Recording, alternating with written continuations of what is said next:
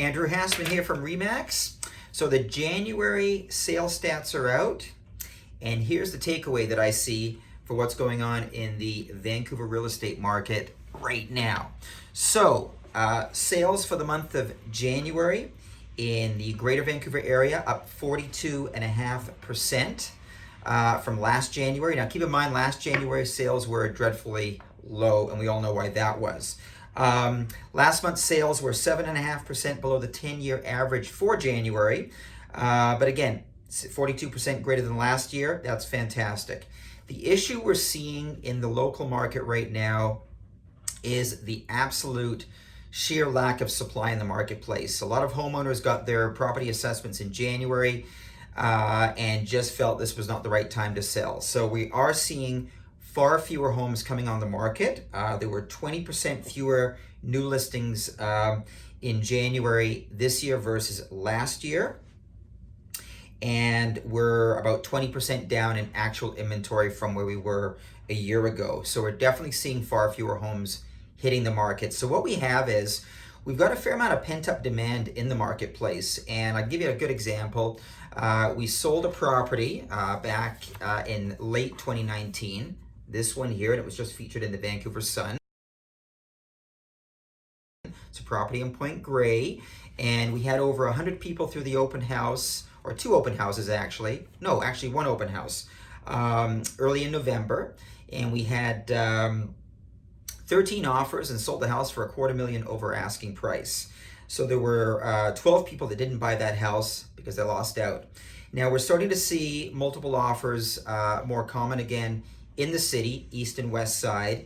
And again, well-priced homes that present well, and this one that we had presented very well, are attracting a lot of interest and selling quickly. One of my colleagues just sold another house on Balaclava Park last night, about a 25-year-old house, and that went for about $400,000 over asking in the low $4 millions, local buyer. So we are seeing a good amount of demand in the marketplace, and the issue is just a lack of supply. Homeowners are slow to put their homes on the market, and the ones that are, though, are doing very well. So if you are thinking of selling, it is actually a great time. The lack of supply is working in the favor of homeowners. Now, for any of you that are thinking of selling, we sent out a flyer to our clients last week. I don't know if you got it yet, but it says, give your property a spring tune-up. And so we recommend anyone that's looking to put their homes on the market, make sure the home presents the best it can when it hits the market. So things that we suggest that are, that should be done before you come to the market, obviously yard cleanup.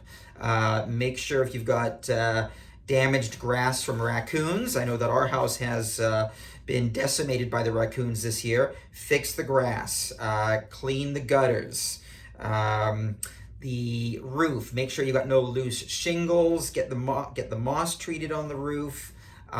Furnaces and boilers, if you haven't had your furnace or your boiler serviced in the last year, call one of the heating companies to come out, and for a couple of $100 they'll service the boiler, put a tag on it to say it's been regularly serviced or it's been recently serviced. So all these things will reduce the headaches of selling your home, because there's nothing worse. You put your home on the market, you get a great offer, home inspector comes in and then causes problems with respect to the home, the contract that's on the table.